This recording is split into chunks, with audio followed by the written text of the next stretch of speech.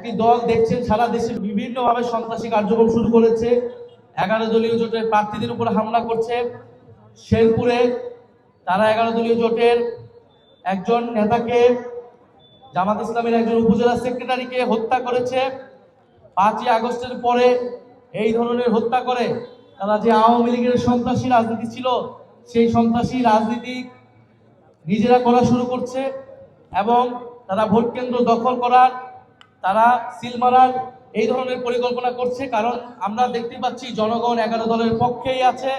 11 যদি সুষ্ঠু নিরপেক্ষ নির্বাচন হয়, ইনশাল্লাহ জনগণ 11 দলের পক্ষে, 11 দলের প্রার্থী এবং তাদের প্রতীকের পক্ষে ব্যাপকভাবে ভোট দিবেন। ফলে সেই ভোট, সেই জনজোয়ারকে ঠেকানোর জন্য, আতঙ্ক তৈরি করার জন্য, সন্ত্রাস তৈরি করার জন্য তারা বিভিন্ন জায়গায় হুমকি ধুমকি, হামলা ইত্যাদি শুরু করেছে। আমরা খুব স্পষ্টভাবে বলতে চাই, যদি প্রশাসন, যদি আইন শৃঙ্খলা বাহিনী, ইলেকশন কমিশন নিরপেক্ষ আচরণ না করে, যদি এইভাবে একতরফা হামলা চলতে থাকে, তাহলে 11 দলীয় জোটও বসে থাকবে না। এই সকল হামলার জবাব দেওয়া হবে ইনশাল্লাহ 12ই ফেব্রুয়ারি ব্যালটে। জনগণ এই সকল হামলা এবং সকল হুমকির জবাব ব্যালটে ইনশাল্লাহ সব জনগণ দিবেন এবং এই মৌলভীবাজার 4 আসনে সবাই শাপলা কলিতে ভোট দিয়ে সেই নতুন বাংলাদেশের সূচনা করবেন।